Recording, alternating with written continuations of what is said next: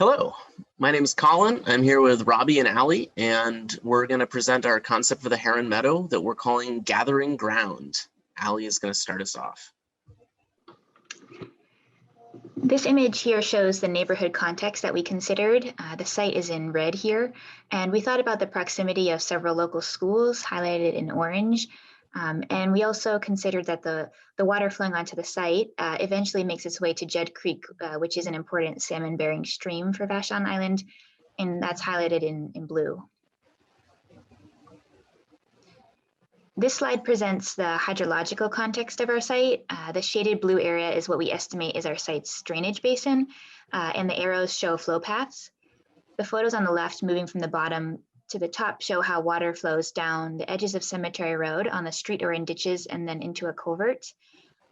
And on the right side of this image, moving from the top to the bottom, are photos of flooding happening upstream of the culvert, the point where the culvert empties onto the site, the small ditch that conveys water on the site from the north to the south, which right now is surrounded by invasive reed canary grass. And lastly, the flooding that happens on the neighbor's property to the east of the ditch as early as November in the wet season. So from this analysis, we took that we're working with a lot of water and that the current water conveyance method is not ideal ecologically. These are the three main concepts that framed our design throughout the process. One is species interactions, where we hope to encourage relationships between species that are key to healthy ecosystems. Another is accumulations, which we thought of as materials gathered intentionally or by humans or other species. And we saw evidence of this on site. And a third is the cedar harvest, a practice of the Coast Salish people, including the Chubabs people who inhabited Vashon Island, which models a respectful reliance on natural resources. And Robbie is going to talk more about each of these. Yeah, so for the first part, I'm going to talk about more detail on the species interactions. So you can see from this diagram, we just put different zones into like these three themes. So the first part would be on the northwest, which is focusing on the birds and the trees interactions. So birds use the tree as a habitat. And the second part is on the northeast part, and which is more like a wet area. So we're focusing more on the interaction between beaver and the salmon. And the last part is on the south side, which is around the restoration area. And in this area, we focus on the interspecies between the flowers and the pollinators. And the second concept is more focusing on the accumulations that we observe on the site. So here's some photos that we observed that like the accumulation of the twigs and the rocks on Nero. And the last part is the concept about the cedar harvest, that how indigenous people use this kind of peeling form to honor the trees. So you can see like we use this form and then develop into more like design and translate this kind of language from the just like a form into more design way. So based on these three concepts, we think about like how these three concepts can incorporate together and like the goals and the uses for this neighborhood. So for the first part that we think about like the uses from the vision center of nature center. And this next part we think about like how the vision center are the people user from there and they use for this meadow place. And the last part of the use will be the species that you can see here is the birds, beaver, and the pollinators. So bringing all that together, this is our full site plan here. I'm going to go into a bit more detail on individual areas of it, but while we're looking at the whole thing, I want to call your attention to a couple of aspects. First is that we tried to limit foot traffic into the delicate wetland areas, especially created on the east of the site where we have the beaver dam analogs. We also wanted to do some grading on the site, move some dirt around, partially to create this flooded area, and also partially to say that the paths that we do create should all be ADA compliant and accessible so that people can walk or roll or use mobility devices to access all the special parts of the site. And then finally, the heart of Heron Meadow is a meadow. And so we wanted to keep the center of this area as an open, walkable meadow that's inviting for people to stroll across and explore without trails. Zooming into the north of the meadow, This area is focused on the Vashon Nature Center Visitor Center itself and on the deck that, that comes out from that. Looking over at the right side of the screen, this is how we're imagining that pedestrians and visitors to the center will approach the area from off the street. We did want to keep providing some parking and vehicle access to the site, which is important, but we also wanted to screen that off a bit visually so that it's not seeing cars right there. So see how the plantings are growing up to block that, and also the idea of a willow arch forming an entry to the site from the northwest. Then the section also just shows sort of the topography and how it changes across the site. And note that the meadow itself in the middle is much higher than the surrounding area, which will hopefully keep it drier even as we flood other areas of the site. Moving down to the south, this area is really focused on kids and outdoor learning. It's adjacent to the Blue Heron Center where a lot of kids hang out already. This is the part of the site that they use. And then if you look down at the boardwalk, there's a connection to the school on the southeast corner, which would be a proposed pathway that goes through some adjacent land. There's also a shelter that we'll talk about later in the presentation. Now over to Allie to talk about grading. This is our grading plan showing how we propose changing the topography of the site. We wanted to minimize the amount of earth moving to be sensitive to financial and ecological costs. And we also wanted to provide ADA access to all the unique experiences possible at the Heron Meadow. So our proposal tries to balance those goals. The darker lines show where the topography is changing. You can see on the east side of the site changes to help restore a healthy wetland habitat following a beaver dam analog technique. In the northeast corner is a shallow pond, a small berm to the east of that to control flooding, and then a complex of braiding channels moving to the south of the site. On the west side, we've moved contours to create more gently sloping ADA paths on either side of the central bioswale. We've created a larger flat area on the top of the hill in the southwest. And we've kept the contours steep in the southwest corner because our raised boardwalk would get people across this stretch without requiring additional fill to the wetland. Now I'm going to talk in more detail about this proposal we have for the east side of the site, installing beaver dam analogs. Currently, the water moves quickly through a straight ditch and doesn't have much time to infiltrate. It is also surrounded by reed canary grass. So our goal was to make this area more ecologically rich by slowing down the water and spreading it into a wetland with braiding channels. This diagram shows how beaver dam analogs work. They are human-made structures emulating beaver dams that divert flows, causing streams to widen and slow. The complex pools and side channels support fish and other wildlife. Eventually, these changes might encourage beavers to return to the site and build additional dams, becoming the wetland's primary engineers. Beavers are occasionally spotted on Vashon Island, but they haven't taken up a permanent residence. This diagram shows where we suggest installing beaver dam analogs and changing the grade to encourage water to flow in a particular way. We propose a shallow pond at the top that would help settle out contaminants in the stormwater, drown out reed canary grass, and support amphibians. Then we propose using beaver dams to encourage primary and secondary channels. During low flow periods, we expect the water would be contained in these channels, shaded in darker teal. And during the high flow periods, the water might flood out to the extent of the lighter teal area. The small berm we've added in the north would help prevent flooding onto the northern neighbor's property as they have some sensitive infrastructure. Our plan does include flooding into the southern neighbor's property, which would definitely require their collaboration, but flooding already occurs here, and it also seems compatible with the current forested land use. This slide has more detail than I will go into now, but on the top, it shows a close-up of two types of beaver dam analogs. If you were to cut through the channel lengthwise. On the top, these smaller secondary beaver dam analogs can simply be made of piled sticks like willow stems.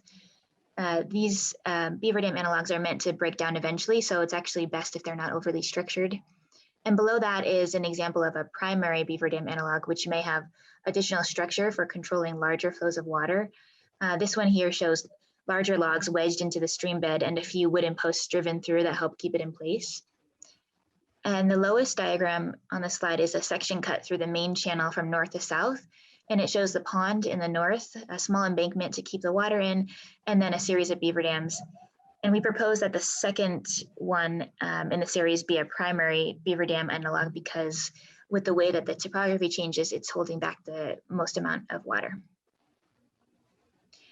And finally, this slide shows a section cut through two channels as they are diverging right downstream of a beaver dam in two different seasons. You can see where the section cut is on the image to the left on the slide. In the summer, the flow stays within the channels, and in the winter with more water, the channel widens to the furthest extent of flooding. And in both images, you can see that we're proposing planting willows and cottonwood around the channels as fodder for beaver dams. Speaking of plants, this slide presents our plant and material palette. I won't go into all the details, but briefly, we chose all native plants to be consistent with our ecological goals. Some of the key choices are in the alder circle, planting big leaf maple and Oregon ash as successional plantings to replace the alders once they are at the end of their lifespan. And then on the hill at the north of the site where the Gary oaks have been planted, we propose flowering plants that are common in Gary oak prairies. And in the beaver dam analog area, we propose several plants that beavers really like willow and cottonwood, as well as some that they don't like spruce, spirea, and nine bark, so that the area isn't totally clear cut. So a lot part of our design is basically the boardwalks. So we think about like incorporate the three concepts we mentioned before in the boardwalks. So this one is the foreign from the city harvest and like how we brainstorming about like how to translate this foreign into the design into different kind of like functions. So we focus more on the interspecies that we design for the three places. So on the right, you can see we simplify the forms into three different types. And then they also echoing the interspecies on the left that represent the species, as well as like also focus on the aesthetic accumulations. And on the left collage that show like how we use these elements as a wayfinding on each part. So I'm going to talk more detail on each portions. So the first part is the Northwest Gate, which we use one of the form that we created from the city harvest. Then this form is like a peeling up form that create the gate. So this gate is like can guide people into the site, and also like it's sort of like a welcoming place for people to get into the meadow. And you can see from the left Venus that this is a structure that people can interact with it. Like you can play and interact, and people still can work on it as a path. And also you can see like, because another concept is the accumulation of aesthetic accumulations. So you can see like there's a tricks that can lead people to the elder circle. And we also propose that because of the concept, we propose there will be some sort of like nest structure in the outer circle can represent the aesthetic accumulations of the twigs. And move on to the next part is the part that on the northeast part that the boardwalks we designed that connect to the milk barn. So this part, basically, we also use another form of the cedar harvest on these boardwalks to create like different kind of interaction for people and the nature. So on the left side, there's a diagrams show like how people use this structure as a bench and also like as a steps down to the meadow, which can create like an interaction for people to nature and get close to the meadow. And in this part, the aesthetic accumulation, we focus more on the BDA, which is the beaver dam analog, which Ellie mentioned before. And the last part of the boardwalk design, we focus on the south part, which you can see on the plan view that besides the boardwalk itself, there's like two decks that connect to the boardwalks that can provide like the cedar form on that. And also like you can see from the left diagrams that these cedar harvest form can serve as a sitting areas, and also like you can interact with these benches. And another part of this is the accumulation of flowers. So on this boardwalk, I want to show like how, just like the color and the flowers can use as a way finding and navigations on the site. So on the left part, you can see like the use of the native native plants and with the colorful that people can see the color and then know the seasonality. You can see on the right, which is the media show, like how this color can shows different season on the site. I want to go into a bit more detail about two structural interventions that we're proposing on the site. In the north, the visitor center itself and the boardwalk extending out from that. And then in the south, the wave shelter that we're proposing. Up here in the north, right now, there is an existing milk barn structure that's being used as the visitor center. However, this is aging and not really suitable for its use. So we're proposing keeping the basic footprint of the milk barn, but replacing it with a modern structure with a green roof that echoes the meadow around it. We're also proposing reusing the siding from the existing milk barn to clad this new structure to echo that past. Opening up from that shed roof, we have a generous deck that's level from and expanding out over the wetland. Right now, there are some young Gary oaks that have been planted around here, and we're proposing to keep those and integrate them into the deck. As you can see in the little call out, we're echoing that peeling cedar form again, allowing the oaks to eventually erupt up through the deck. Here's a little process sketch that we did showing how the feeling of being under those oaks would change over time as they grew and shaded the deck. Here's another view of that boardwalk that extends out over the wetland created by the Beaver Dam analogs. You can see the Vashon Center for the Arts in the background. And this also shows how dramatic the topography changes. We're about 18 inches off the ground on the deck back towards the nature center.